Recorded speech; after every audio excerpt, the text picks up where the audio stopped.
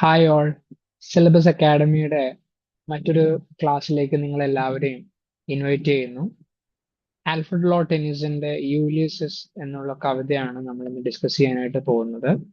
ആഹ് ഇത് യൂലിയസസ് എന്നുള്ള കവിതയുടെ ടെന്നീസിന്റെ കവിതയുടെ ക്ലാസ്സുകളുടെ മൂന്നാമത്തെ തേർഡ് പാർട്ടാണ് ഇത്.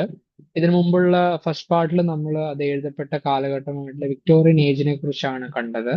രണ്ടാമത്തെ സെക്കൻഡ് പാർട്ടിൽ നമ്മൾ അത് എഴുതിയ എഴുത്തുകാരനെ കുറിച്ച് ഡിസ്കസ് ചെയ്തു. ഇന്ന് നമ്മൾ യൂലിയസസ് എന്നുള്ള പോയം, ആ പോയം ആണ് നമ്മൾ ഇന്ന് ഡിസ്കസ് ചെയ്യാനായിട്ട് പോകുന്നത്. നമുക്ക് ഒരു ഒരു ലൈൻ ബൈ ലൈൻ സ്റ്റഡി ചെയ്യാനായിട്ട് സമയമില്ല. വളരെ വലിയ ഒരു പോയമാണ് യൂലിയസസ് എന്ന് പറയുന്നത്. അതുകൊണ്ട് തന്നെ നമ്മളൊരു ഒരു ലൈൻ ബൈ ലൈൻ സ്റ്റഡി നമ്മൾ ചെയ്യുന്നില്ല. പകരം വളരെ ഇമ്പോർട്ടൻ്റ് ആയിട്ടുള്ള പോയിന്റ്സ് മാത്രമാണ് നമ്മൾ ഡിസ്കസ് ചെയ്യാനായിട്ട് ശ്രമിക്കുന്നത്. അതുകൊണ്ട് തന്നെ ആ പോയം നിങ്ങളെല്ലാവരും വായിക്കണമെന്ന് റിക്വസ്റ്റ് ചെയ്യുന്നു. കാരണം അത് വളരെ ഇൻട്രസ്റ്റിംഗ് ആയിട്ടുള്ള ഒരു പോയമാണ്. അത് വായിക്കുമ്പോൾ തന്നെയാണ് ശരിക്കും അത് ഏറ്റവും നമുക്ക് ഡെപ്തിൽ പഠിക്കാനായിട്ട് സാധിക്കുന്നത്. ഇത് ജസ്റ്റ് അതിന്റെ ഒരു സമ്മറി, അതുപോലെ തന്നെ അതിന്റെ ഏറ്റവും ഇമ്പോർട്ടൻ്റ് ആയിട്ടുള്ള ആസ്പെക്ട്സ് മാത്രമാണ്, ആ പോയത്തിന്റെ ഇമ്പോർട്ടൻ്റ് ആസ്പെക്ട്സ് മാത്രമാണ് നമ്മൾ ഈ ഒരു സെഷനിൽ ക്ലാസ്സിൽ ഡിസ്കസ് ചെയ്യാനായിട്ട് ശ്രമിക്കുന്നത്. Ulysses Alfred Lord by Alfred Lord Tennyson.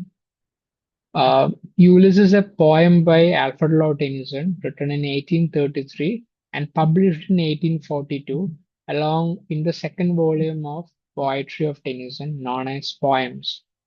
നമ്മൾ ഓൾറെഡി ഇതിന്റെ പബ്ലിക്കേഷനെ കുറിച്ചും പബ്ലിഷ് ചെയ്ത ബുക്കിനെ കുറിച്ചൊക്കെ ഡിസ്കസ് ചെയ്തതാണ്. 1842 ഇത് പബ്ലിഷ് ചെയ്തത്. ഇൻ പോയിംസ് എന്ന് പറയുന്ന ടെന്നിസന്റെ ഒരു കളക്ഷൻ ഓഫ് പോയംസ്, അതിലാണ് ഈ വർക്കും ടെന്നിസൺ പബ്ലിഷ് ചെയ്യുകയുണ്ടായത്. ആ ഒരു വർക്ക് ടെന്നിസന്റെ കരിയറിലെ ഒരു ഇമ്പോർട്ടൻറ്റ് മൈൽ സ്റ്റോൺ ആയിരുന്നു 1842 പബ്ലിഷ് ചെയ്ത പോയംസ്. കാരണം അദ്ദേഹത്തെ ഒരു one of the most important poets, English ലിറ്ററേച്ചറിലെ ഏറ്റവും ഇമ്പോർട്ടൻറ്റ് പോയറ്റ്സ് ആയിട്ട് അദ്ദേഹത്തെ എസ്റ്റാബ്ലിഷ് ചെയ്യുന്നതിൽ ഒരു ഒരു ഒരു പ്രധാനപ്പെട്ട വർക്കാണ് ഈ 1842 പബ്ലിഷ് ചെയ്ത പോയംസ് എന്ന് പറയുന്ന വർക്ക്. ഈ യൂലിസസ് എന്നുള്ള പോയം എഴുതിയിരിക്കുന്നത് ബ്ലാങ്ക് വേഴ്സിലാണ്. അതുപോലെ തന്നെ അത് പ്രസന്റ് ചെയ്തിരിക്കുന്നത് ഒരു ഡ്രമാറ്റിക് മോണോലോഗ് ഫോമിലാണ്. അത് രണ്ടും ഈ പോയത്തിന്റെ പെക്യുലാരിറ്റി ആണ്. അതിന്റെ ഒരു സ്ട്രക്ചറൽ പെക്യുലാരിറ്റീസ് ആണ് ഈ ബ്ലാങ്ക് വേർഡ്സും അതുപോലെ ഡ്രമാറ്റിക് മോണോലോഗ് എന്നും പറയുന്നത്. അതെന്താണെന്ന് നമ്മൾ ഇനി അതെന്താണെന്നാണ് നമ്മൾ ഡിസ്കസ് ചെയ്യാനായിട്ട് പോകുന്നത്. Blank verse, it consists of lines of iambic pentameter which are unrhymed, hence the term blank. അത് അൺറൈംഡ് ആയതുകൊണ്ടാണ് ബ്ലാങ്ക് വേർഡ്സ് എന്നറിയപ്പെടുന്നത്. ഇംഗ്ലീഷ് ഭാഷ, എല്ലാ ഇംഗ്ലീഷ് മീറ്ററിക്കൽ ഫോംസിലും ബ്ലാങ്ക് വേർഡ്സ് ആണ് ഇംഗ്ലീഷിന്റെ നാച്ചുറൽ റൈംസിനോട്, ഋത്തത്തോട്, ഇംഗ്ലീഷ് സ്പീക്കിങ്ങില് ഈ നാച്ചുറൽ ഋത്തത്തോട് ഏറ്റവും അധികം ക്ലോസ് ആയിട്ടുള്ളത് ഈ ബ്ലാങ്ക് വേർഡ്സ് ആണ്. ഈ ബ്ലാങ്ക് വേർഡ്സിൽ എഴുതിയ ദ മോസ്റ്റ് ഇമ്പോർട്ടൻറ്റ് വർക്ക് എന്ന് പറയുന്നത് ജോൺ മിൽട്ടന്റെ പാരഡൈസ് 1667 എഴുതിയ പാരഡൈസ് ലോസ്റ്റ് ആണ്. ബ്ലാങ്ക് വേർഡ്സിൽ എഴുതിയ ഏറ്റവും ഇമ്പോർട്ടൻ്റ് ആയിട്ടുള്ള വർക്ക് എന്ന് പറയുന്നത്. അതുപോലെ തന്നെ ഇതിന്റെ സ്ട്രക്ചർ എന്ന് പറയുന്നത് ഡ്രമാറ്റിക് മോണോലോഗ് ആണ്. It is presented in the form of a Ulysses എന്നുള്ള കവിത. It is presented in the form of a dramatic monologue. ഇതൊരു ടൈപ്പ് ഓഫ് ഇതൊരു മോണോലോഗ്, ഡ്രമാറ്റിക് മോണോലോഗ് എന്നൊക്കെ പറയുമ്പോൾ പലപ്പോഴും നമ്മൾ ഇതൊരു ഒരു ഡ്രാമാറ്റിക് ടെക്നിക്കായിട്ട്, ഡ്രാമയിൽ യൂസ് ചെയ്യുന്ന ഒരു ടെക്നിക്കായിട്ട്, കാരണം മോണോലോഗ് എന്ന് പറയുന്ന ഡ്രാമാസിൽ കാണുന്ന കാര്യമാണ്. അതൊരു ഡ്രമാറ്റിക് മോണോലോഗ് എന്ന് പറയുമ്പോൾ അതൊരു ഡ്രമാറ്റിക് ഫീച്ചറായിട്ട്, ഡ്രാമയിൽ യൂസ് ചെയ്യുന്ന ഫീച്ചറായിട്ട് തെറ്റിദ്ധരിക്കാനായിട്ടുള്ള സാധ്യതയുണ്ട്. എന്നാൽ അങ്ങനെയല്ല, ഇതൊരു ടൈപ്പ് ഓഫ് പോയമാണ്, ഒരു പോയറ്റിക് റോണറാണ്, അല്ലെങ്കിൽ ഒരു ടൈപ്പാണ് ഡ്രമാറ്റിക് മോണോലോഗ് എന്ന് പറയുന്നത്. അത് ഏറ്റവും അധികമായിട്ട് ഇംഗ്ലീഷിൽ പോപ്പുലറൈസ് ചെയ്യുന്നത് റോബർട്ട് ബ്രൗണിംഗ് ആണ്. റോബർട്ട് ബ്രൗണിങ്ങിന്റെ കവിതകളിലാണ് ഡ്രമാറ്റിക് മോണോലോഗ് ഏറ്റവും ക്ലിയർലി വിസിബിളി നമുക്ക് അതിന്റെ എല്ലാ ഫീച്ചേഴ്സും കാണാനായിട്ട് സാധിക്കുന്നത് റോബർട്ട് ബ്രൗണിങ്ങിന്റെ വർക്ക്സിലാണ്. Main features of dramatic monologue എന്താണെന്ന് വെച്ചാൽ, ഒന്നാമതായിട്ട് a single person who is not the poet utters the speech that makes up the whole of the poem. ഈ ഒരു പോയത്തില് ഒരു ക്യാരക്ടർ ഉണ്ടാവും, ഒരു സെൻട്രൽ ക്യാരക്ടർ ഉണ്ടാവും. അത് പോയറ്റ് അല്ല, ഒരു ക്യാരക്ടർ തന്നെ ഈ പോയത്തിൽ ഉണ്ടാവും. ആ ക്യാരക്ടറിന്റെ സ്പീച്ചിലൂടെ, സംസാരമാണ് സത്യത്തില് ഈ ഒരു പോയം എന്ന് പറയുന്നത്. But the character actually speaks, so, and in a way of a in, in a lyrical way. ആ ക്യാരക്ടറിന്റെ സംഭാഷണമാണ് സത്യത്തില് പോയം എന്ന് ഞാൻ പറയുന്നത്. അതുപോലെ തന്നെ രണ്ടാമത്തെ feature, this person addresses and interacts with one or more other people, but we know of the auditors presence and whatever they say and do only from clues in the discourse of the single speaker. അപ്പം ഈ ഒരു കവിതയില് ഈ സ്പീക്കറിനെ കൂടാതെ, ഈ ഒരു important ക്യാരക്ടറിനെ കൂടാതെ മറ്റ് ക്യാരക്ടേഴ്സും ഈ ഒരു കവിതയിൽ ഉണ്ടാകും.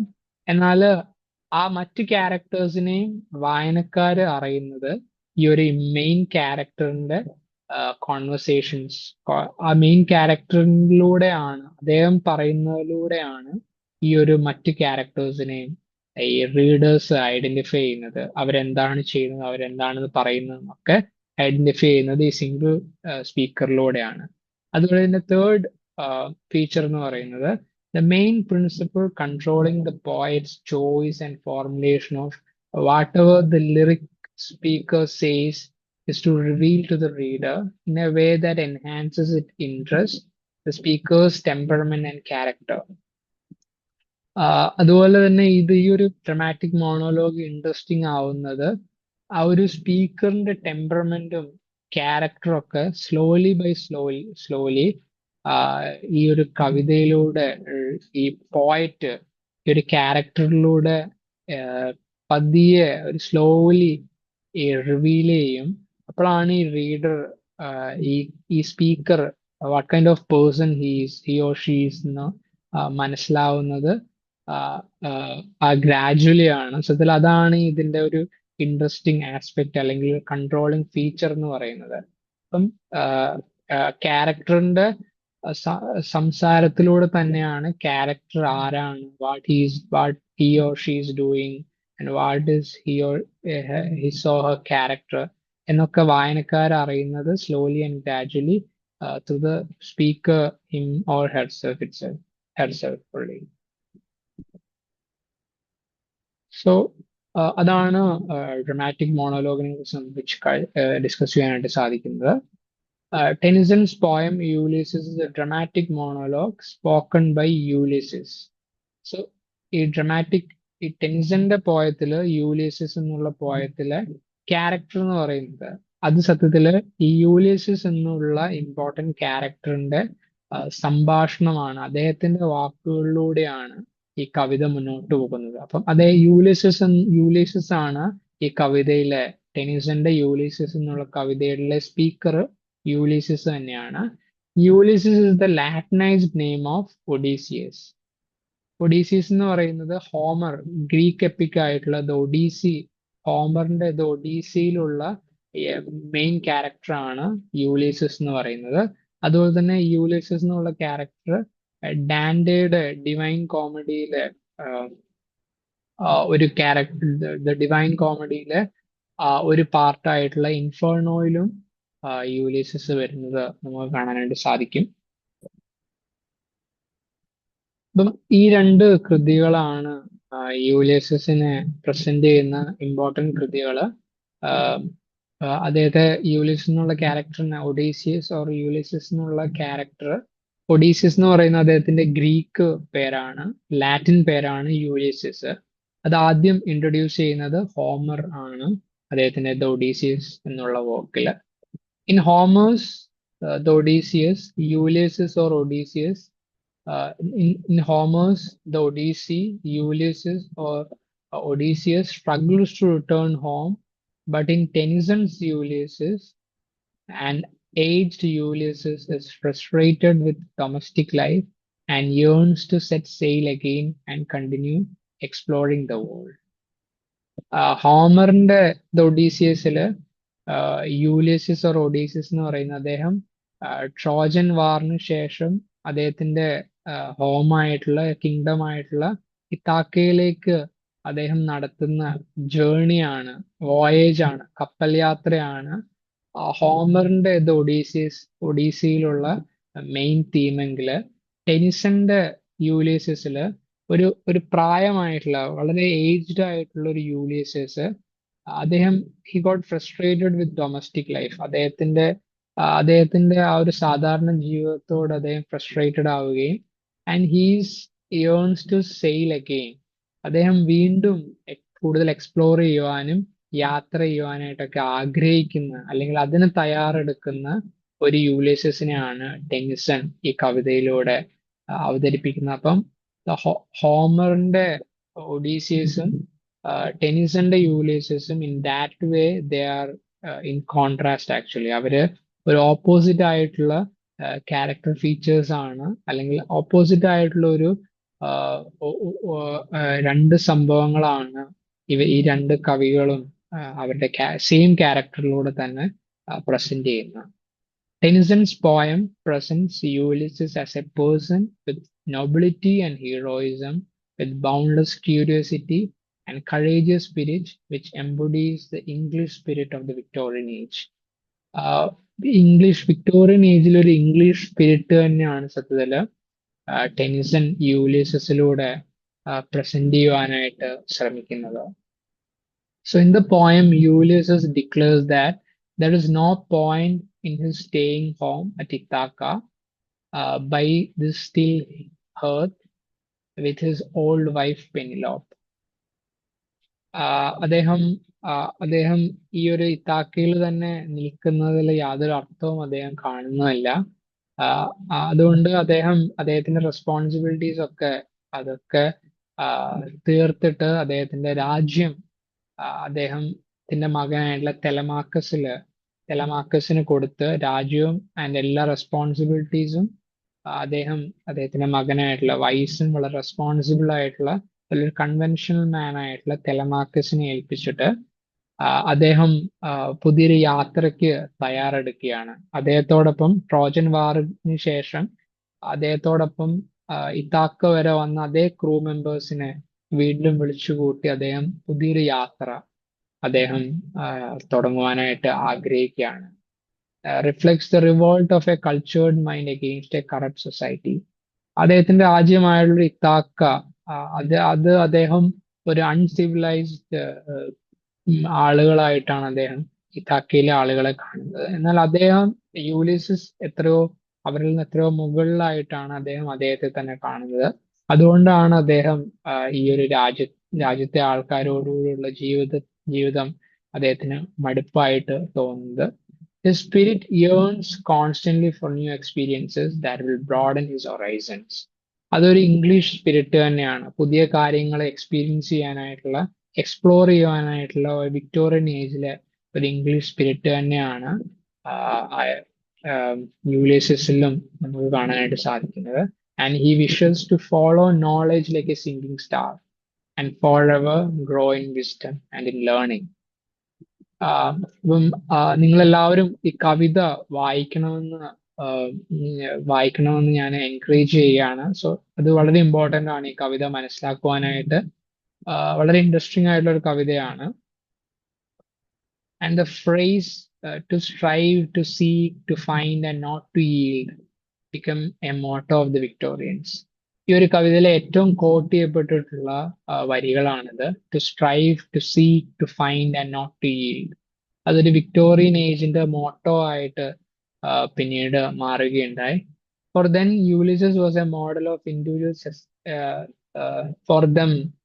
For Victorians, Ulysses was a model of individual self-assertion and the romantic rebellion against bourgeois conformity. ഒരു കൺവെൻഷണൽ ആയിട്ടുള്ള അല്ലെങ്കിൽ ഒരു ആ, ഒരു അതുവരെയുള്ള കാര്യങ്ങളിൽ തൃപ്തരായിട്ടുള്ള ആളുകൾക്ക് എഗെയിൻസ്റ്റ് ആയിട്ടുള്ള ഒരു ഇംഗ്ലീഷ് സ്പിരിറ്റിന്റെ ഒരു റെപ്രസെന്റേഷൻ ആണ് യൂലിയസിസ് എന്ന് പറയുന്നത്. It represents the Victorian spirit of imperialism. കൂടുതൽ രാജ്യങ്ങള് വെട്ടിപ്പിടിക്കുവാനും രാജ്യങ്ങള് തങ്ങളുടെ അധികാരത്തിന് കീഴിൽ നിർത്തുവാനുമായിട്ടുള്ള ഇംഗ്ലണ്ടിന്റെ ആ ഒരു സ്പിരിറ്റാണ് സത്യത്തില് യൂലിയസ് റെപ്രസെന്റ് ചെയ്യുന്നത്. Also desire of limitless knowledge and exploration reflects Tennyson's pride in far flung British empire. ആ ഒരു ബ്രിട്ടീഷ് എംപയർ കീഴടക്കിയ എല്ലാ സ്ഥലങ്ങളും അവിടെ നിന്നുള്ള ലിമിറ്റ്ലെസ് നോളജും അതുപോലെ ആ ഒരു ആ, ലോകം മുഴുവൻ എക്സ്പ്ലോർ ചെയ്യാനായിട്ടുള്ള ഒരു ഇംഗ്ലീഷ് സ്പിരിറ്റും അല്ലെങ്കിൽ എക്സ്പ്ലോർ ചെയ്ത ഒരു ഇംഗ്ലീഷ് സ്പിരിറ്റൊക്കെ യൂലിയസിലൂടെ ആ, ടെനിസൺ അത് വായനക്കാർക്ക് മുമ്പിൽ പറഞ്ഞു വെക്കുന്നുണ്ട്. ഇതൊക്കെയാണ് യൂലിയസിലെ ഇമ്പോർട്ടന്റ് ആയിട്ടുള്ള തീംസ് എന്ന് പറയുന്നത്. Mortality and ageing.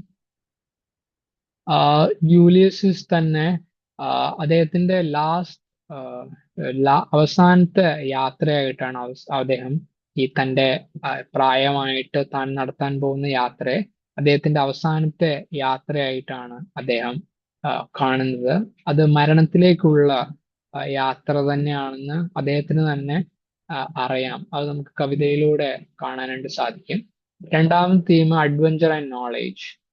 ആ ഒരു പുതിയ അറിവുകൾ നേടുവാനായിട്ടുള്ള അല്ലെങ്കിൽ പുതിയ അഡ്വഞ്ചേഴ്സിലെ എക്സ്പ്ലോറേഷൻസിൽ ഇൻവോൾവ് ചെയ്യാനായിട്ടുള്ള അതിലൂടെ പുതിയ അറിവ് നേടുവാനായിട്ടുള്ള ഒരു ഒരു ആഗ്രഹം യൂലിയസിൽ അടങ്ങാത്ത ആഗ്രഹം യൂലിയസിൽ നമുക്ക് കാണാനായിട്ട് സാധിക്കും. അതുപോലെ കോഷൻ വേഴ്സസ് റെക്ലെസ്നെസ്.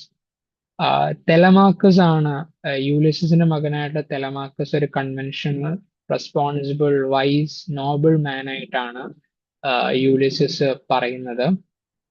അദ്ദേഹം ഒരു കൺവെൻഷണൽ മാൻ ആണ്. അദ്ദേഹത്തിനാണ് യൂലിയസിസ് തന്റെ രാജ്യം ഏൽപ്പിക്കുന്നത്. എന്നാൽ ഒരിക്കലും യൂലിയസിസ് അങ്ങനെയല്ല. അദ്ദേഹം ഒരു അടങ്ങാത്ത ആർക്കും ഒരു ടീം ചെയ്യാൻ കഴിയാത്ത നിയന്ത്രിക്കാൻ കഴിയാത്ത ഒരു റെക്ലെസ് സ്പിരിറ്റിന്റെ ഉടമയാണ് യൂലിയസിസ്. അദ്ദേഹം കൂടുതൽ എക്സ്പ്ലോർ ചെയ്യുവാനും കൂടുതൽ കാര്യങ്ങൾ കീഴടക്കുവാനായിട്ടൊക്കെ എക്സ്പ്ലോർ ചെയ്യുവാൻ പുതിയ കാര്യങ്ങൾ എക്സ്പീരിയൻസ് ചെയ്യുവാനായിട്ടൊക്കെ ആഗ്രഹിക്കുന്ന ഒരു വ്യക്തിയായിട്ടാണ് അദ്ദേഹം ഇതില് യൂലിയസിസ് തന്നെ പ്രസന്റ് ചെയ്യുന്നത്. അപ്പം കോഷൻ മിസ്സസ് റെക്ലെസ്നെസ് എന്നുള്ള തീം ഈ ഒരു കവിതയിലുടനീളം നമുക്ക് കാണുവാനായിട്ട് സാധിക്കുന്ന ഒരു കാര്യമാണ്.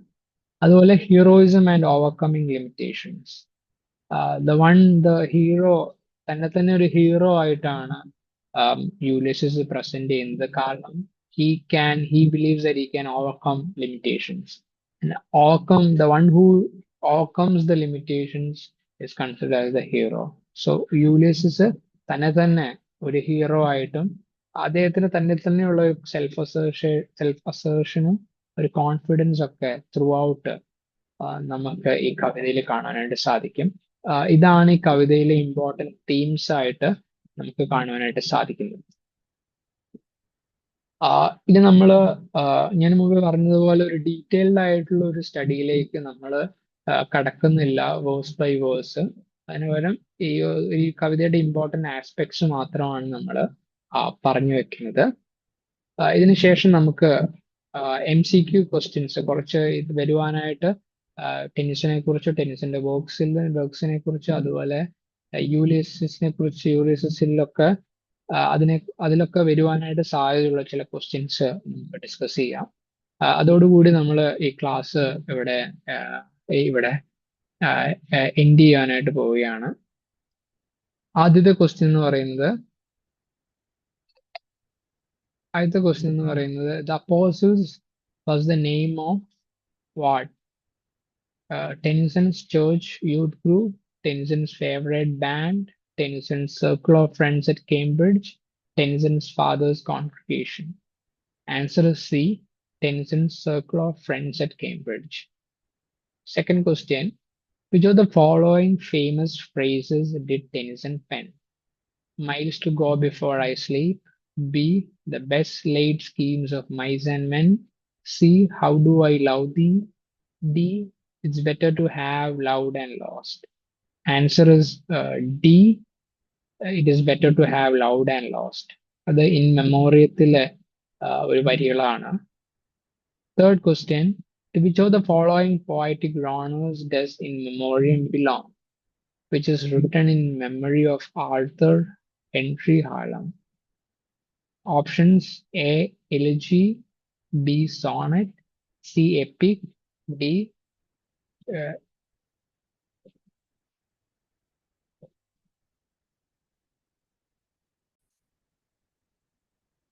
D. Eclogue. Answer A. Elegy.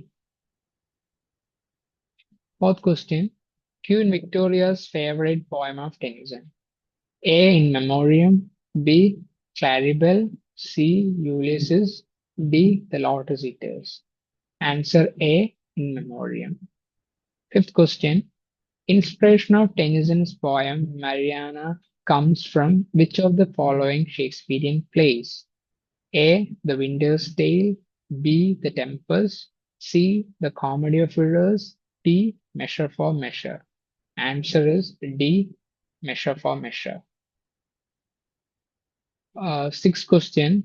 What is the main theme of Ulysses? A. The inevitability of death. B. The yearning for adventure and purpose. C. The struggles of old age. D. The joys of domestic life. So the main theme of Ulysses is answer B. Yearning for adventure and purpose. And the sixth question is what is the speaker? Who is the speaker in Ulysses? A. Sailor, B. The narrator, C. Ulysses or Odysseus, D. Telemachus. Answer is C. Ulysses. In the seventh question, what phrase does Ulysses use to describe his own people in Ithaca? A. Savage race, B. Noble race, C. Faithful followers, D. Adventurous souls. Answer A. Savage race. Eighth question. Who does Ulysses plan to leave the responsibility of ruling Ithaca? A. Options A. His wife Penelope, B. Options B. His son Telemachus, Option C. His sailors, Options D. A council of elders. Answer option B. His son Telemachus.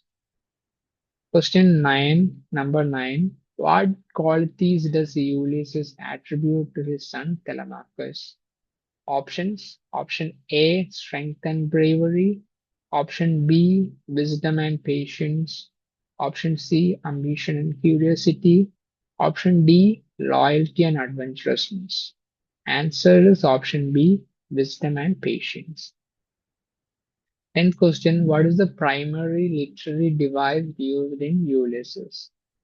Answer A. Metaphor. Option B. Simile. Option C. Dramatic monologue. Option D. Allegory. Answer is option C. Dramatic monologue. 11th question. Which line in the poem reflects Ulysses' desire for adventure and exploration? Options A. I meet and endure unequal laws under a savage race. Option B. To strive, to seek, to find, and not to yield.